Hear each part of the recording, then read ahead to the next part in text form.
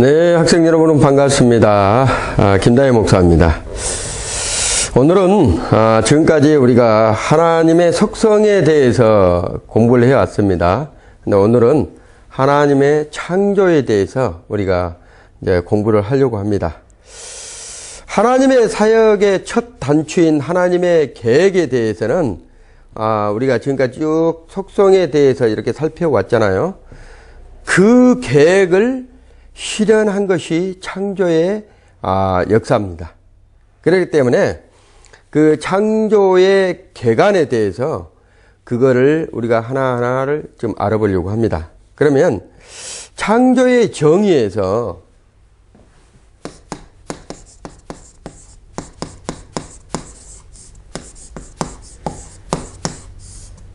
창조의 정의에서 협의적 창조와 광의적 창조가 두 가지가 있습니다. 첫째는 협의와 두 번째는 광의 창조의 부분이 있습니다. 그러면 첫째 협의적 창조가 무엇인가? 기존 자료의 사용 없이 전체 우주를 만드신 행위라고 이렇게 표현을 합니다. 그러니까 자료가 없이 우주 전체를 만들었던 행위, 이게 바로 협의적 창조라고 합니다. 그 다음에 두 번째로 광의적 창조가 그러면 어떤 것인가? 자, 협의적 창조물 중 불완전한 것들이 있어요. 그러한 자료를 가지고 완전한 것으로 창출하는 것을 말하고 있습니다. 자, 그래서 그 의미에서 인간이 아다마였잖아요. 인간의 아다마. 그 아다마가 무슨 뜻이라 한다면 흙이라는 것이에요. 그 흙을 가지고 무엇을 완전한 것을 만들었다면 아담이라는 흙에서 채취해서 아담이라는 인간을 만드신 것처럼 흙의 존재를 가지고 완전한 다른 존재를 만드는 것을 광의적 창조라고 한다. 이렇게 얘기를 하고 있습니다.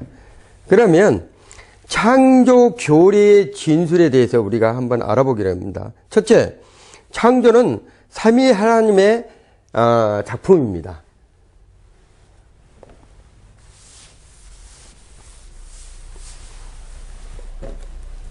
자, 창조 교리의 진술.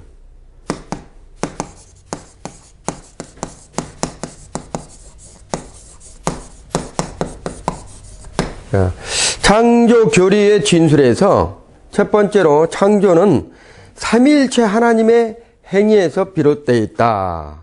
이렇게 얘기를 합니다. 그러면 성부, 성자, 성령의 삼위가 다 참여하여서 이 우주 만물을 창조하신 것을 성경에서는 기록하고 있는 것을 볼 수 있습니다. 욥기서 26장 13절 말씀과 33장 4절의 말씀에도 이렇게 기록하고 있죠. 그리고 시편의 104편 30절에도 기록하고 있고 요한복음 1장 3절과 8장 6절에도 기록하고 있습니다. 이렇듯 성경의 곳곳에서 삼위의 하나님께서 창조하실 때 같이 역사했다는 것을, 만드셨다는 것을 우리가 알 수가 있습니다. 두 번째로는 창조는 하나님의 자유로운 행위이다. 이렇게 얘기를 합니다. 자, 창조는 하나님의 자유로운 의지에서 비롯됐다고 말씀하고 있는 것입니다. 성경적 창조 관관은 창조를 하나님의 필연적 행위라고 진술하고 있는 것이죠. 자, 거기에서 범신론자들은 우주 자체를 하나님이라고 하며 우주가 없다면 신도 없다. 이렇게 말하고 있는 사람들이 번신론자들입니다. 그래서 우주 전체가 없으면 하나님도 없다. 그래서 우주와 하나님은 하나다. 이렇게 얘기를 한 사람들이 범신론자들이죠. 그렇지만 하나님의 창조는 하나님의 자유로운 행위에서 비롯됐다고 볼 수가 있는 것입니다. 자, 그러면 세 번째로는 창조는 하나님의 시간적 행위이다. 창조는 하나님의 시간적 행위이다. 자, 우주는 시간과 함께 창조되어서 시작을 가져다는 것이 성경의 교훈입니다. 그래서 창세기 1장에 보면 하나님께서 천지를 창조하셨다 이렇게 했을 때 거기에서 비롯된 시간이 들어오고 그 인간의 삶의 시간적인 부분들을 우리가 알 수 있는 것을 볼 수가 있다는 것입니다.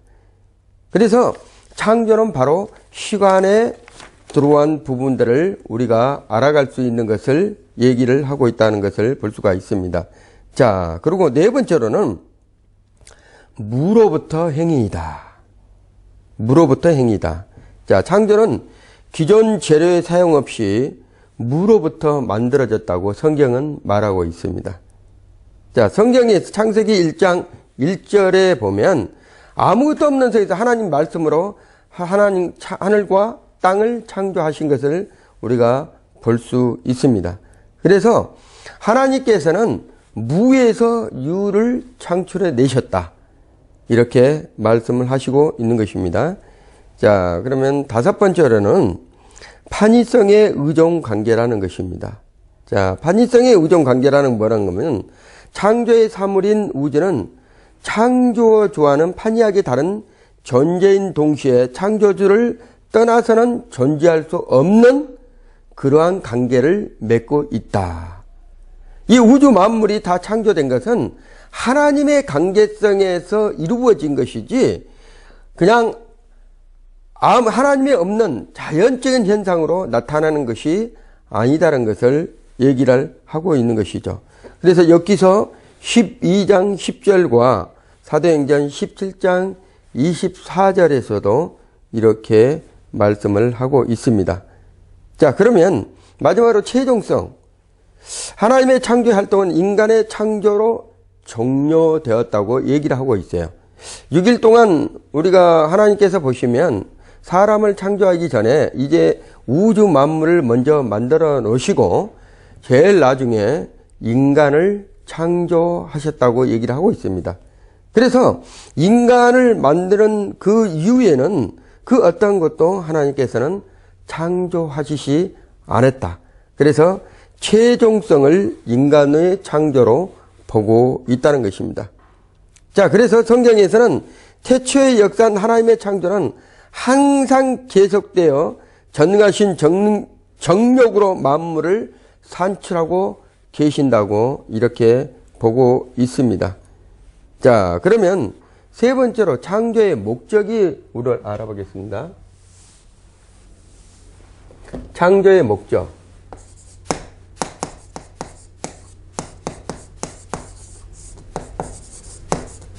자, 하나님께서 이렇게 이 우주 만물을 만드시고 사람들 만드시고 이 우주 만물 모든 것을 만드시는 목적이 있을 거 아닙니까? 이 목적이 무엇인지를 우리가 알아야 되잖아요. 자, 하나님께서 우주를 창조하는 목적이 과연 무엇일까?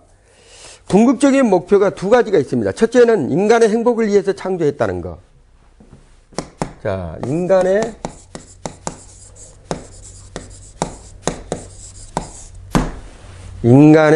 행복을 위해서 창조했다는 설이 있다는 것입니다. 자, 여기에 주장하는 사람들이 어떤 사람들이 한다면 고대 철학자인 플라토, 세네카, 필로 같은 사람은 이러한 것들이 인간의 행복을 위해서 창조했다. 이렇게 얘기를 하고 있어요. 18세기에 들어와서도 칸트나 리출이나 슈마이르 마허라든가 이런 사람들은 이런 주장을 뒷받침해 주고 있습니다. 그러면 이러한 이론은 다음과 같은 사실에서 우리가 거부될 수 있는 것을 반론할 수 있는 것을 알 수가 있습니다. 자, 왜 그런가? 첫째, 하나님의 피조물을 위해서 존재하시는 것이 아니라 피조물이 하나님을 위해서 존재한다는 사실입니다. 하나님께서 피조물을 위해서 존재하는 것이 아니고 피조물 자신들이 하나님의 영광을 위해서 존재하고 있다. 이렇게 얘기를 합니다. 두 번째는 피조세계는 반드시 인간의 행복을 보장해 주지 않지만 많은 괴로움과 죄악을 내포하고 있다는 것을 얘기하고 있는 것입니다. 하나님은 선이자 죄가 없으시잖아요. 그렇지만 인간은 죄로 있고 하나님의 창조 목적들이 그 내포되어 있는 것이 뭐라면 죄투성이라는 거예요. 자, 세 번째로 성경이 이러한 주장을 지원하는 송구가 없다는 점입니다. 자, 인간의 행복을 위해서 이 우주 만물을 창조하신 하나님이란 설을 이렇게 반론할 수가 있다는 것입니다. 자, 그러면 두 번째로 하나님의 영광을 선포하는 것이라는 설이 있습니다. 하나님의 영광을 선포하는 설. 자, 성부, 성자, 성령이 되시는 하나님은 영원하신 권능과 지혜와 선하신 영광을 나타내기 위하여 태초에 무에서 모든 것을 지으시길 기뻐하셨다, 이렇게 얘기를 합니다. 그러나 성경은 또한 창조한 목적에서 피조물들의 행복을 전혀 배제하지는 않는다는 것이에요. 자, 거기에서 우리가 주장하시는 분들이 계시는데, 첫째, 어떤 사람들은 스트롱 교수입니다. 스트롱 교수. 이 스트롱 교수는 창조의 궁극적 목표는 하나님의 영광일 뿐 아니라 정석적인 목적은 피조물의 행복이다, 이렇게 얘기를 하고 있습니다. 자, 그래서 뭐라 한다면 이 창조의 목적이 하나님의 영광만 있는 것이 아니라 피조물에 대한 행복도 추구하고 있다, 이렇게 주장을 한다는 거예요. 이게 시편 19편 1절과 이사야 43장 7절과 60장 21절, 계시록 4장 11절에 이런 말씀들을 기록하고 있다는 점입니다. 자, 네 번째로 창조에 관한 여러 가지 이론들이 있어요. 이론들. 자, 창조에 관한 여러 가지 이론들이 있다는 것입니다. 자, 창조에 관한 여러 가지 이론.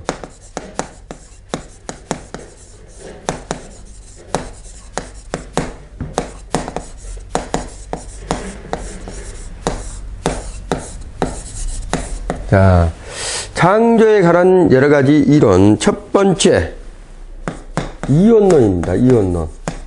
아마 여러분들이 이 말씀을, 이 말은 많이 들었을 거예요. 이 이원론의 의미가 무엇인가?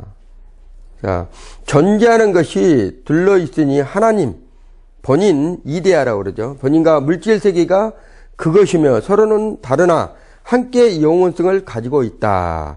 피조물과 하나님과 영원성을 가지고 있다. 본래 물질은 조잡하고 불안정한 것인데 하나님이 이 불안정한 것들을 가지고 우주를 만드셨다는 주장이에요. 그러므로 하나님은 창조한 자가 아니고 단순히 우주의 구성자에 지나지 않는다. 그러니까 하나님은 창조주가 아니라 단순히 그 우주에 있는 물질들을 가지고 구성했다, 이렇게 주장하는 것이 이원론자입니다. 두 번째는 플라톤, 아리스토텔, 영지주의자, 마니교주들이 주장하고 있는 것이 있습니다. 자, 이것에 대해서 비판하는 사람들이 있어요. 첫째는 무엇이냐 하면 무에서 아무것도 나오지 못한다는 원리를 오용하고 하나님을 우주의 구조자로 본다는 사실입니다. 자, 두 번째로는 물질 영원성의 불합리적을 나타내고 있다는 거예요. 왜냐하면 두 개의 무한자가 병립할 수 없기 때문이라는 것입니다. 무한자. 자, 그리고 세 번째는 이원론의 선이 악을 이길 보증이 없다는 것입니다. 우리가 보면 선으로 악을 이긴다는 부분이 성경에 나와 있는데, 자, 선이 악을 이길 수 없다는 것을 보증한 것이 이원론이에요. 두 번째로는 유출론입니다. 유출론. 자, 유출론. 자, 유출론의 그 이론의 의미는 어떤 것인가? 하나님과 세계는 본질적으로 하나다, 이렇게 보고 있는 거예요. 하나님과 세계는 본질적으로 하나이다. 세계는 신적 존재로부터 필연적으로 유출됐다. 이 우주의 모든 세계는 하나님의 필연적 속에서 유출이 되었다, 이렇게 보는 주장입니다. 자, 이걸 주장했던 자들은 주로 수리아의 그노시스 주의자, 영지주의자가 이런 것들을 주장을 했죠. 자, 뭐 이런 것에 비판을, 그러니까 유출론에서 비판을 한 뜻이 있습니다. 첫째는 하나님과 무한성과 초월성을 부인함으로 하나님의 본질적 속성을 파괴했다는 거예요. 유출되었다고 얘기 보고 있는 주장들이 있기 때문에 본질적 하나님의 속성을 파괴했다는 주장입니다. 두 번째로는 하나님의 주권성을 박탈해버렸다는 거죠. 하나님께서 이 우주 만물을 창조하셨는데 이게 세계와 하나 되어서 유출되었다고 하면 하나님의 본질적인 주권을 박탈해버렸다는 거예요. 세 번째는 죄악을 하나님의 본질적 속성으로 돌리는 가오를 범함으로 하나님의 거룩성의 위엄을 철회하고 있다, 이렇게 보고 있는 것입니다. 세 번째로는 진화론입니다.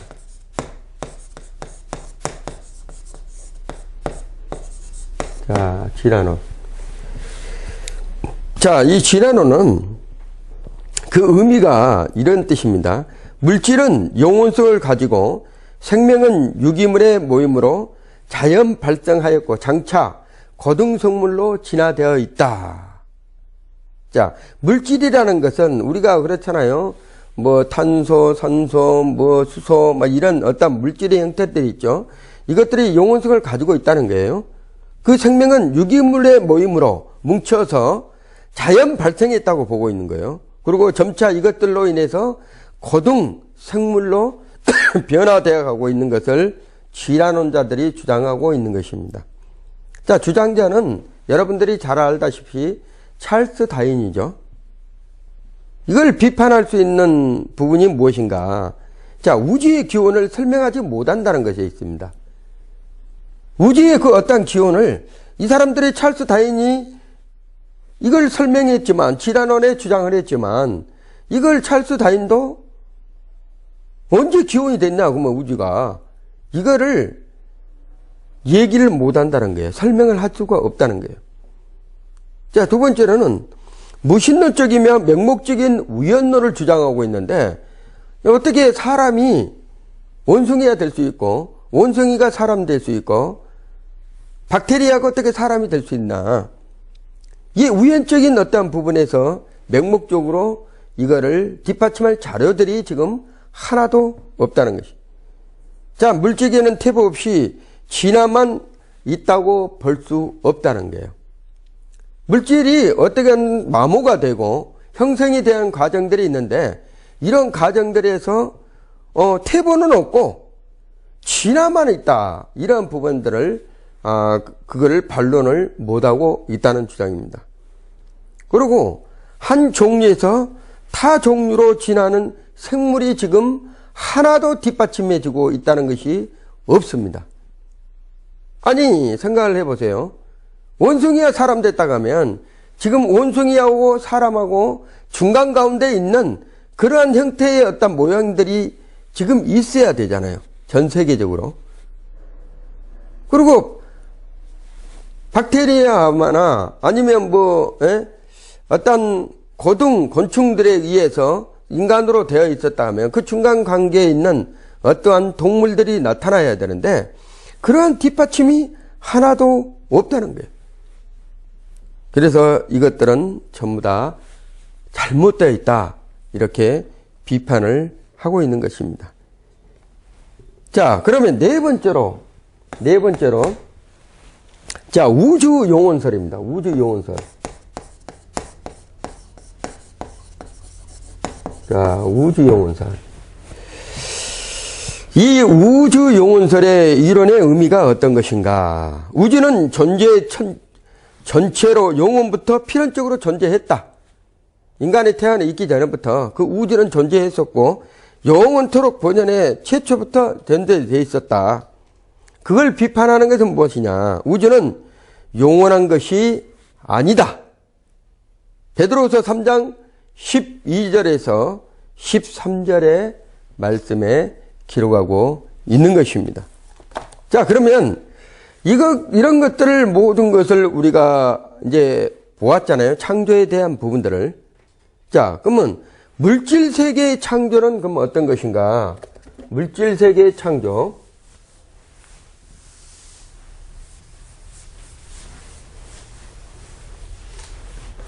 자, 물질 세계의 창조.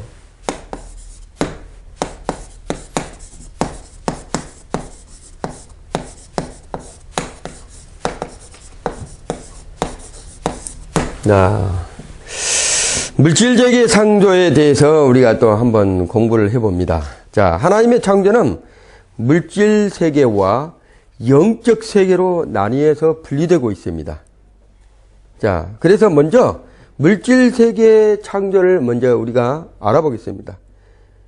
자, 첫째, 창조에 대한 성경 기록의 특징이 있어요.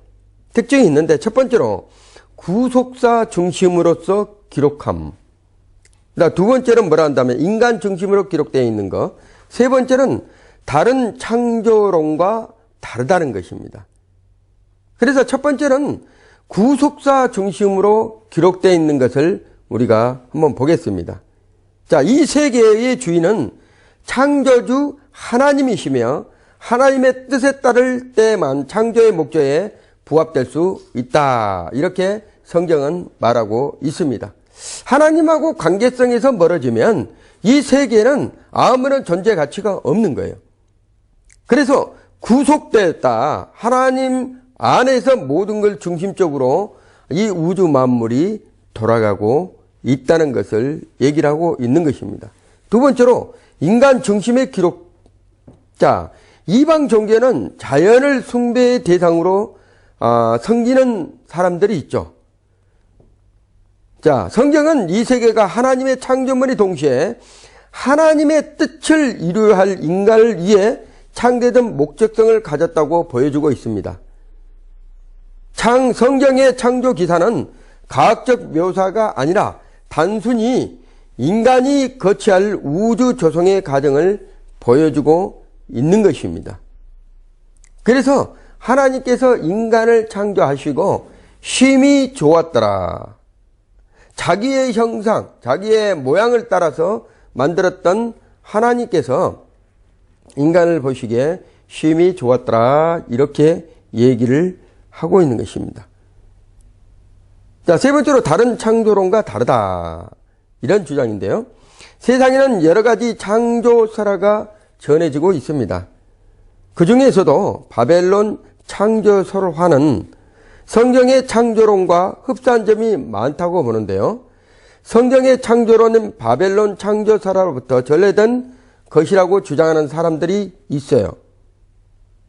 자, 거기에 보면 바벨론 창조설화에서 여러 신의 세계를 말하는 바벨론 창조설화 중에 최고 신은 말뚝이라고 있죠. 말뚝. 이 말뚝이 원시적 용인 티아맛을 신을 찢어 공간에 던진 것이 우주가 되었다고 보고 있는 것입니다. 얼토당토 않죠. 이걸 비판한 사람들이 있어요.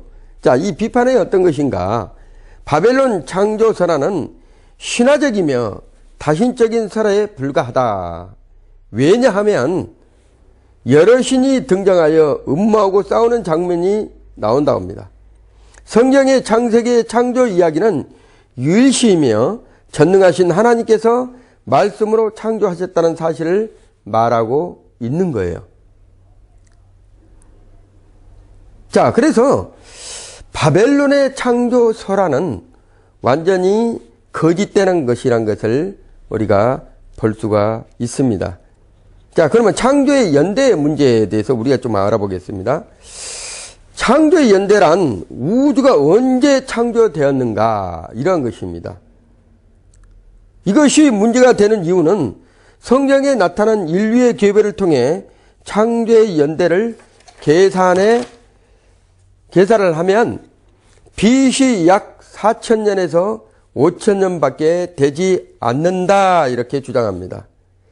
그래서 자연과학자, 지질학자 견해로 보면 그 연대가 BC 약 40억에서 50억 연대로 추정을 한다고 이 과학자들이, 지질과학자들이 말을 하고 있습니다. 성경에서 창조의 연대를 계산한 것은 두 가지가 있는데요. 맛소라 사본이라는 것이 있어요. 그 맛소라 사본에 의해서 우셔, 그러니까 1581년에서 1656년에 우셔 감독이 계산한 것으로 BC 4004년이고 사마리아의 사본에 의하면 계산된 것은 BC 5411년이라고 이렇게 주장을 하고 있습니다. 이렇게 다른 연대 문제를 해결하기 위해서 다음과 같은 이론들이 있는데 이걸 우리가 한번 보겠습니다. 첫째는 제목설 혹은 서론설이라고 하죠. 이 제목설은 무슨 뜻이라 한다면 이 설은 창세기 1장 1절 창세기 1장 1절과 2절과 3절 창세기 1장 2절과 3절 다음에 나오는 천지창조의 본론에 대해서 서론이나 제목으로 보는 입장이 된다고 보고 있어요. 그래서 실제적인 창조는 제3절에 빛과 어두움을 나눌 때 창조가 시작됐다고 보고 있는 주장입니다. 이것을 스코필드 성경이 그 대표적인 예로서 이러한 해석 방법에 입각하여 창조 연대를 BC 4004년으로 못 받고 있다는 거예요. 그러나 이러한 주장은 땅이 혼돈하며 공허하며 흑암이 깊음 위에 있고라는 2절 말씀을 해석하기가 곤란하여 여러 분야의 자연과학자 학설에 의해서 조소와 예매를 받아왔다고 합니다. 왜 그런다면 창세기 1장 1절에서 하나님이 천지를 창조하시니라 2장은 땅이 혼돈하고 공허하고 이런 부분들을 이거를 어떻게 해석할 방법이 없다는 거예요. 그래서 두 번째로 나오는 설이 어떤 거냐면 중건설이라고 그래요. 중건설. 첫째는 우리가 제목설이라고 하죠. 제목설. 두 번째는 중건설이에요. 이 중건설을 내용이 어떤 거냐면 창세기 1장 1절을 1차적인 창조로 보고 있다는 거예요. 하나님께서 창조를 하실 때 창세기 1장 1절에 하나님이 천지를 창조하시니라. 그래서 그것을 1차적인 창조로 보고 있다. 중건설이 그렇습니다. 두 번째로 창세기 1장 2절은 천사의 타락에 대한 하나님의 1차적인 심판에 대한 경고로 묘사되었다는 것이죠. 천사들이 타락해서 하나님께서 1차적인 심판에 지구에 대한 부분들을 묘사하고 있다는 것을 혼돈하고 공허하고 이렇게 보고 있다는 주장이에요. 하나님은 대체 이미 천지를 창조를 완료했으나 일부 천사의 반란 진압으로 땅이 혼돈하고 공허해졌다는 거예요. 그래서 창세기 1장 3절부터 현존한 우주의 창조가 시작되었다고 보고 있는 과정입니다.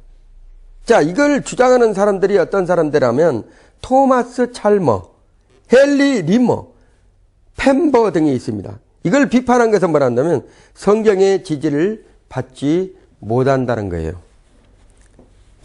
세 번째로 장기설이에요. 이 장기설을 다른 말로 뭐라 한다면 시대설이라고 그러죠. 시대설. 장기설의 내용은 창세기 1장 5절, 8절, 13절에 저녁이 되고 아침이 되니라는 말을 하나님의 상징적 표현으로 한 시대의 종말과 다른 시대의 시작을 의미한다는 것으로 보고 있다는 거예요. 이런 게 참 아이러니하죠. 저녁이 되고 아침이 되니 첫째 날이니라, 저녁이 되고 아침이 되니 둘째 날이니라, 이러한 부분들은 시대적으로 보고 있다는 거예요. 시대적으로. 한 시대로.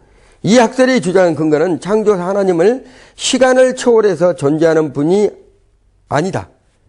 하나님께서 있어서는 하루가 천년 같고 천년이 하루 같아. 베드로후서 3장 8절에는 송구에 호소하고 있다. 엘리스는 날, 이걸 요미라고 하죠. 이 단어가 성경에 다양하게 사용되고 있지만 출애굽기 20장 8절에서 11절의 날들은 24시간을 가리키지만 시편 90편 4절에 또 베드로후서 3장 8절의 날은 상징적으로 긴 시대를 의미하고 있다고 합니다. 그러므로 히브리의 날, 염은 24시간이라고 교류화시키는 것은 안 된다고 보는 주장입니다. 자, 두 번째 주장자들은 유세비우스와 이레네우스, 오리겐, 어거스틴들이 이런 주장들을 뒷받침하고 있습니다. 자, 장기설을 시대설이라고 하죠. 자, 그러면 우리가 잘 알고 있는 일자설입니다. 일자설. 네 번째로 일자설. 일자설은 24시간이죠. 자, 일을 가리키는 게예요. 일자설의 내용은 창세기 1장의 날을 통상적인 24시간 하루를 본다고 주장하는 것입니다. 이는 전통적인 견해로서 저녁이 되면 아침이 되니라는 날에 대한 수식어와 조화되며 안식일 규례에 모순되지 않는다고 보고 있는 주장입니다. 주로 이것을 우리가 주장하고 있는 것이죠. 주장자들은 보스와 헤프, 누르치, 벌콥, 최의원, 기히보 등이 있습니다. 자, 반일자.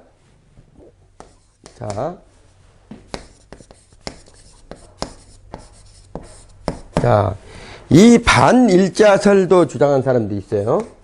자, 일자설을 주장하는 사람이 있는 반면에 반일자를 주장하고 있다. 이 주장은 어떤 것이란다면 장기설과 일자설을 조화시킨 것으로서 태양이 창조된 제4일 이전에 전 3일은 장기설으로 보고 있고 후 3일은 셋째 날, 다섯째 날, 여섯째 날은 통상적인 일자로 보고 있다는 거예요.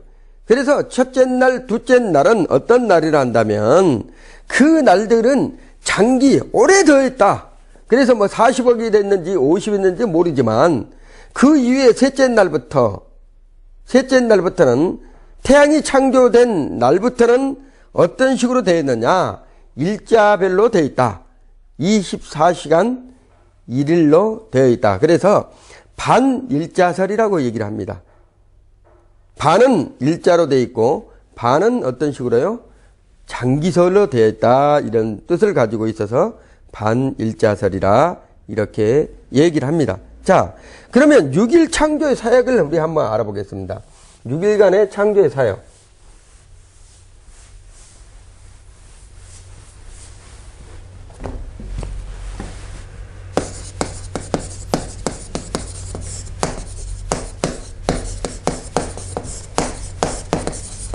자, 6일간의 창조의 사역을 우리가 한번 알아보겠습니다. 첫째 날의 창조는 빛이 창조되었다는 거예요. 빛과 어둠이 나눠짐으로 낮과 밤이 구성되는 첫째 날입니다. 자, 둘째 날은 궁창을 만드시고 분리 작업을 하셨다는 거예요. 궁창이라는 것은 하늘, 또 궁창의 위의 물과 궁창의 아랫물을 나눴다는 것입니다. 자, 셋째 날은 어떤 것이냐? 묻이 드러나라 하니까 바다가 생기고 물이 드러나게 되었다는 거예요. 그의 또 땅에 물, 채소, 과목들을 종류대로 이렇게 만드셨다는 부분입니다. 넷째 날의 창조는 궁창의 강명을 조성했다는 거예요. 해와 달과 별들을 만드시고 징조와 사시와 일자와 연한을 이루게 하셨다는 것을 말씀하고 있는 것입니다. 다섯째 날은 어떤 것인가요? 다섯째 날은 공중의 새 종류와 물에 사는 생물을 만드셨다는 것입니다. 여섯째 날은 땅에 사는 생물, 가축, 짐승을 창조하시고 하나님의 자신의 형상대로 사람을 창조하시는 것입니다. 자, 일곱째 날의 창조는 안식하셨다는 거예요. 창조 사역을 끝내시고 만족하시며 쉬시며 기념했다는 뜻을 가지고 있습니다.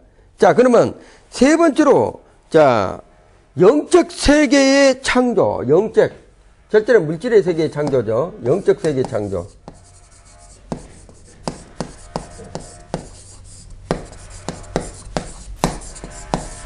자, 영적 세계의 창조.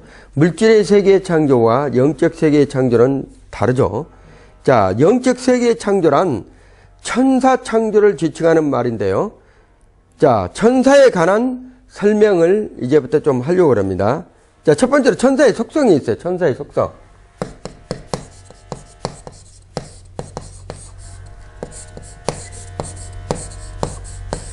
자, 천사의 속성. 첫 번째로 창조된 존재다. 창조된 존재. 자, 천사는 창조되었다. 하나님의 창조에 의해 존재는 피조물이라고 보고 있습니다. 보이지 않는 하나님의 불의는 영으로 창조되었다. 사람은 보이는 부분으로서 이렇게 창조되었지만 천사는 보이지 않는 창조물로 하나님께서 창조하셨다. 히브리서 1장 7절에서 14절의 말씀에 나옵니다.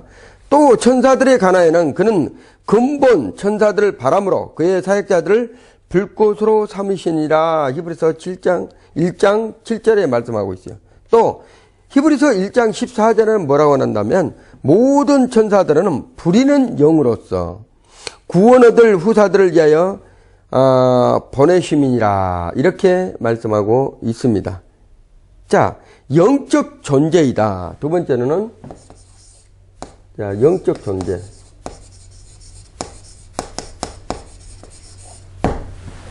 영적 존재이다. 인간의 영과 육을 가졌으나 천사는 영만 가지기 때문에 보이지 않는 존재다.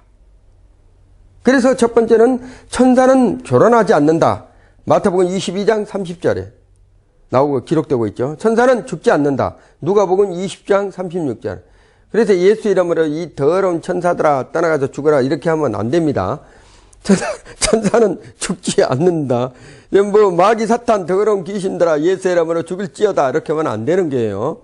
천사는 죽지를 않는다. 누가복음 20장 36절에 기록되어 있습니다.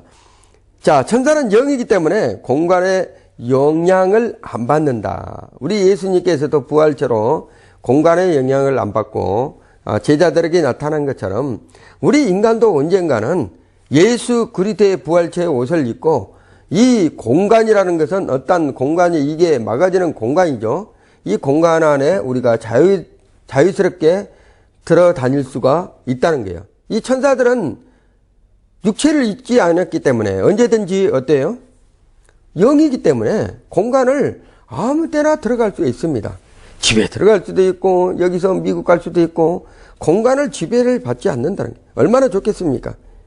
자, 그래서 이런 것들은 마태복음 12장 45절, 마가복음 5장 2절과 9절에서 기록되어 있습니다. 자, 그리고 세 번째로 인격적 존재라는 거예요.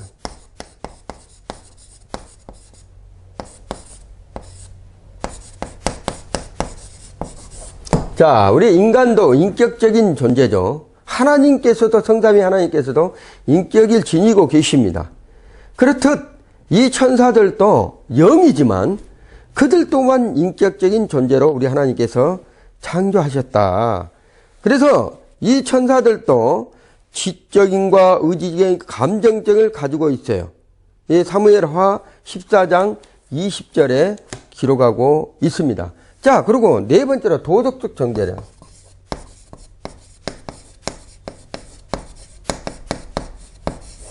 자, 도덕적 존재이다. 천사는 도덕적 직무를 수행하는 거룩한 피조물이다. 하나님이 부르는 영으로서는 마귀 사탄 악한 영들은 도덕적이 아니라 그것들은 빼앗고 죽이는데 멸망시키는데 쓰임받는 그러한 악한 존재들이지만 하나님께서 부리는 영들은 도덕적 존재들이에요. 그래서 하나님의 자녀들을 도우라고 이 보내심을 받았습니다. 마가복음 8장 38절과 계시록 14장 10절에 이렇게 말씀을 하고 있습니다. 자, 그리고 다섯 번째, 인간적 능력을 가진 존재이다.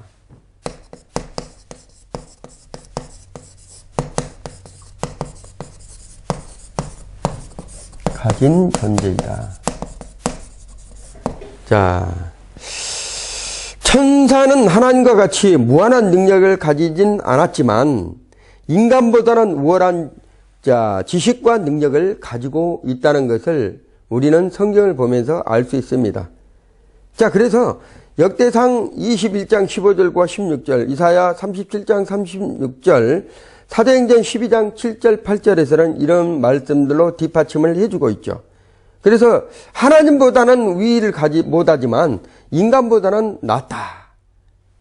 그래서 어떤 사람들은 하나님과 그 밑에 하나님의 계보를 따지면 하나님 밑에 천사, 천사 밑에 인간 이렇게 얘기를 하죠. 그러한 부분대로 순서를 정하고 있어요.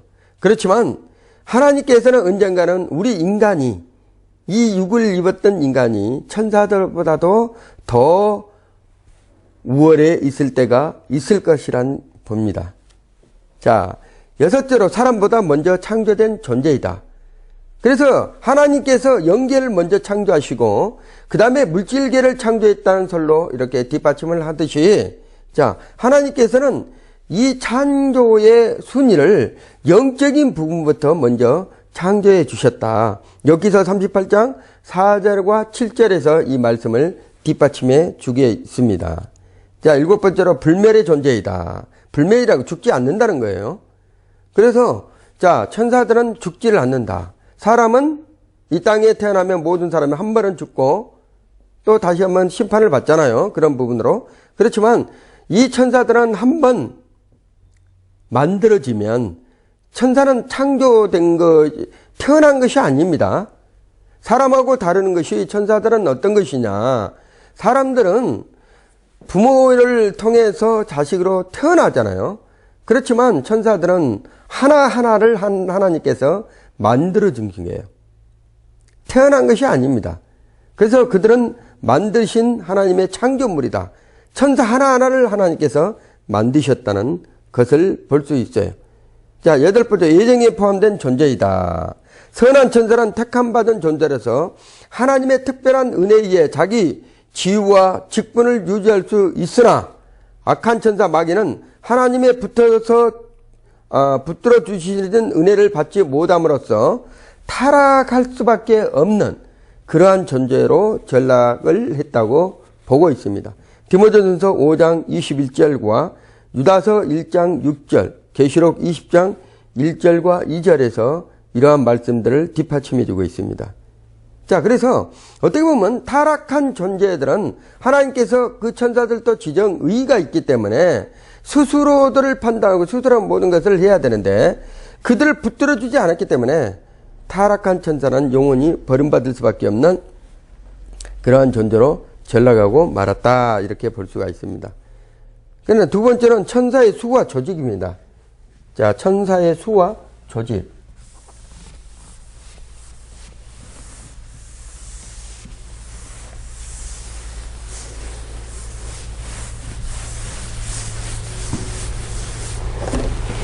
자, 천사의 수와 조직. 천사의 수가 과연 얼마나 많은가? 우리가 알아야 되잖아요. 그 천사의 수가 얼마나 많은지. 천사는 많은 무리의 수로 존재하며 천천히요 만만이라 표현하고 있습니다. 이사야 68장 17절과 다니엘서 7장 10절, 계시록 5장 11절에 이렇게 기록을 하고 있죠. 그리고 천사는 종족이 아닌 하나로 집단으로 구성되어 있습니다. 우리처럼 아시아인, 동양인, 유럽인 이런 종족적으로 이렇게 된 것이 아니고 천사는 하나의 집단으로 구성되어 있다는 거예요. 인간은 혈통 및 종족을 따라 번식하지만 천사는 개별적인 존재라는 거예요. 개별적인 존재들이기 때문에 결혼도 없고 죽지도 않고 따라서 인간들처럼 생육하거나 번성하지도 않는다는 것이에요. 자, 천사의 조직에서는 천사는 그 많은 수가 개별적으로 창조되었기 때문에 독자적으로 존재하는 것이 아니라 일정한 조직을 가지고 있다. 이렇게 보고 있습니다. 그래서 첫 번째는 천사는 계급을 가지고 있다는 거예요. 그래서 미가엘 천사, 전사장, 그 다음에 가브리엘 천사장 이렇게 해서 어떤 계급을 가지고 있다. 두 번째는 특수 계급을 가진 천사들을 소개하면 다음같이 이렇게 볼 수가 있어요. 첫째, 그룹들은 하나님의 권능과 위엄의 영광을 계시하면서 하나님의 성을 지키는 무사적 성경을 띤 천사의 계급이다. 그룹들은. 자, 하나님의 성, 하나님의 나라를 지키는 무사적 성격을 띤 천사들의 계급이 그룹 천사들이라는 거예요. 자, 이들은 낙원의 입구를 지키면서 창세기 3장 24절에 기록되어 있죠. 속죄서를 덮으며 출애굽기 25장 18절 하나님께서 지상에 강림하실 때 그룹을 타고 오시는 것으로 묘사되고 있어요. 그것도 사무엘하 22장 11절과 시편 18편 10절 18장 10절에도 18편 10절에도 기록되고 있는 것을 볼 수가 있습니다. 자, 두 번째는 수랍이라는 것은 그룹이 있고 수랍이 있죠. 수랍은 귀족적 성격을 띤 천사의 계급이라고 볼 수 있습니다. 자, 인간을 하여금 하나님께 가까워지도록 하는 화목의 역사를 수랍의 천사들이 하고 있는 거예요. 그래서 이사야 6장 2절부터 7절의 말씀에 그런 말씀이 기록되어 있습니다. 하나님과 인간의 관계를 어떻게 해요? 화목하게 만드는 과정을 수랍 천사들이 하고 있다. 자, 세 번째로 가브리엘 천사. 이 가브리엘 천사라면 여러분이 성경에서 많이 봤잖아요. 가브리엘이란 것은 하나님의 사람, 하나님의 영웅이란 뜻인데 하나님 앞에 모셔 있는 7천사 중 하나이며 누가복음 1장 19절과 계시록 8장 2절에 기록되어 있어요. 하나님의 계시를 소개하고 소식을 전달하는 과정을 가브리엘 천사라 이렇게 얘기를 합니다. 자, 그러면 우리가 네 번째로 미가엘이라고 그러죠.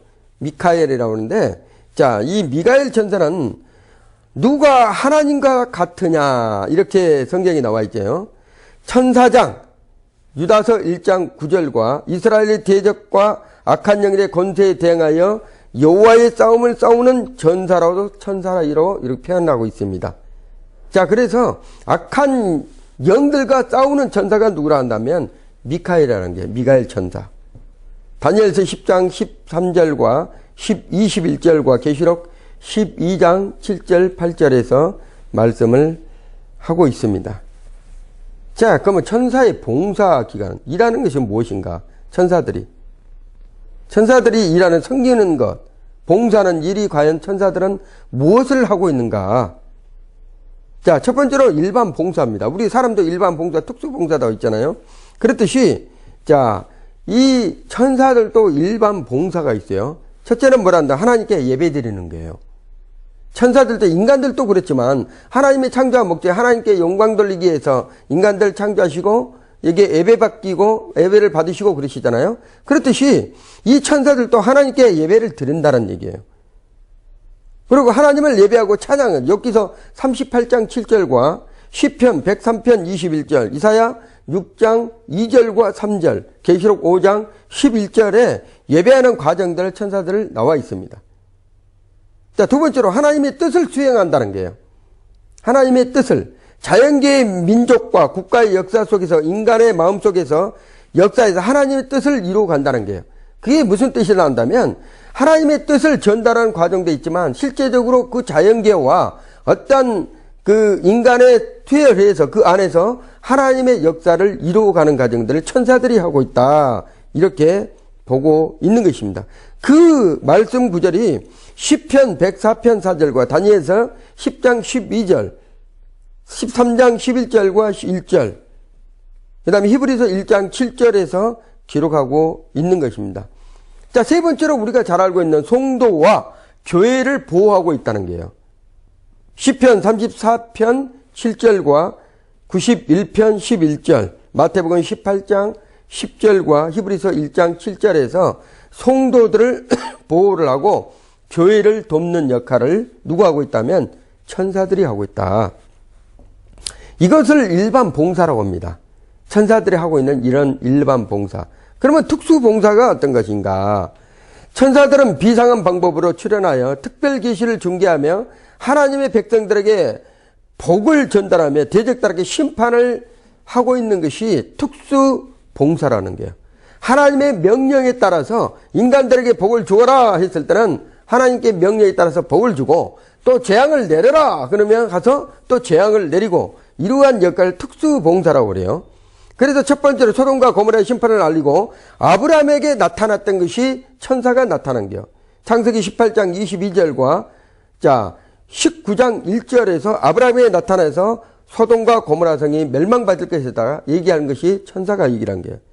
자, 두 번째로 예수 그리스도의 탄생을 목자들에게 알리기를 나타난 것이 또 천사가 말했죠. 누가복음 2장 8절에서 15절의 말씀에 또 세 번째로 예수 그리스도의 부활을 알리기 위해서 무덤에다 나타나셨어. 누가? 천사들이. 이거는 특수 봉사라는 거예요. 그리고 네 번째로 예수 그리스도의 승천 시 그의 재림을 알리게 흰 옷 입은 두 사람으로 나타난 것이 천사가 나타났다. 사도행전 1장 11절에 기록하고 있습니다. 자, 그러면 지금까지는 우리가 보면 일반 봉사와 특별 봉사 이렇게 했는데 영혼 봉사도 있어요. 영혼 봉사.